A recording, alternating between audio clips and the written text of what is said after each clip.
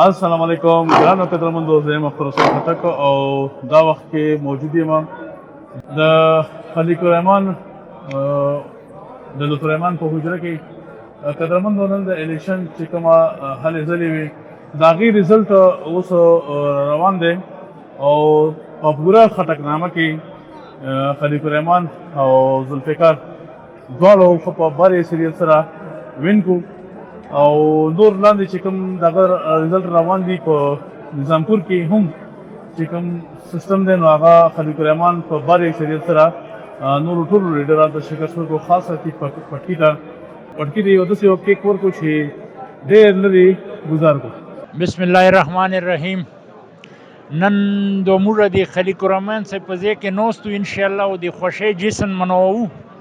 خلیق الرحمن نن هغه خبره چې په هیټریک باندې هغه وکړو او ډېر لوی اچیومنټ یې وکړو. پرویز خټک ته یې شکست ورکړو چې هغه ډېر غرور تکبر به کولو چې زه وزیر اعلی او پلانی او ډینګی او د خلیق چې دی دو خبرې نشي کوی. نن هغه کاس انشاءالله راپورته شو د خدای په فضل سره او د ده غرور یې په خاورو کې میلاو کړو او موږ د خوښۍ صحت نشته دی، د اجرا ډاکه ده او الله دې وکړي چې دغسې کامیابۍ موږ ټولو ته نصیب کړي. موی طرف نه ډېره مننه، مهرباني.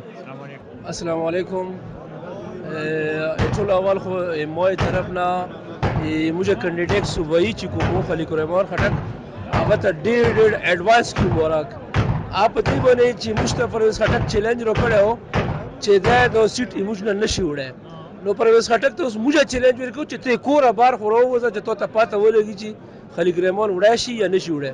نو ایډوانس کې دواړو ته قومي اسمبلی هغه ته ذوالفقار ته او خلیق الرحمن ته ایډوانس کې مبارک او موږ راغلي یو خوښۍ ته دې ته هغه حجرې ته او دا مو ده چې انشاءالله تعالی سبا ته به یو لوی دین او زیات جشن منوو او دا خو پیش کې مبارکي ده او انشاءالله رزلټ روان دي او آینده سبا دپاره به چې دی نو یو لوی هغه به کوو پروګرام انشاءالله. خلیق الرحمن 801، پرویز خټک 140، مین هغه دغه نورو چا یې سلو نه هم زیاتې نه اخیستي او این اے کې ذوالفقار 809 او نیشنل پورټې 59 دغه مین ریزلټ و.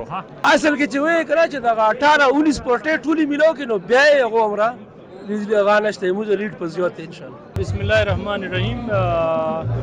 زه د ډاګ اسماعیل خیل وی سی 2 وایس چیرمن خبرې کوم بختروان او الحمدلله پی کې 87 چې کم دی نو چې کوم خلک ده ډېر په باري اکثریت سره خلیق الرحمن صاحب وګټله او چې چا په ځان ته وي چې مونږ خبرې شوي وزیر اعلی یو سی ایم راځو هغه خلک څه شو کلین سویپ وشو پی ټی آی په نوخار کې او الحمدلله عمران خانی به بیا یو ځلې راځي. ډېره مهرباني.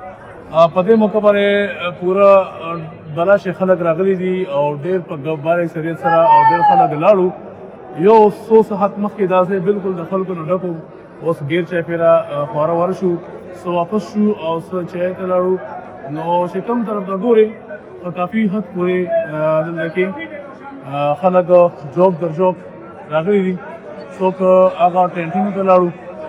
نو ټول خلک ښه برابر خوشحاله دي او خوشحالۍ اظهار کوي او هغه کوم چې د یو نیم کال پرې وځپلی شو د هغې د زور ماتولو خوشحالي دوی په ښه طریقې سره دلته سلیبریټ کړله او مناوي خو ښه رزلټ به چې فل رزلټ راشي بیا به دلته پوره خوشحالي وي او تړونونه به وي. سبا به دلته یو پروګرام جشن منول کېږي، هغه هم دلته ریکارډ کوم او اوس دا خلک راغلي دي.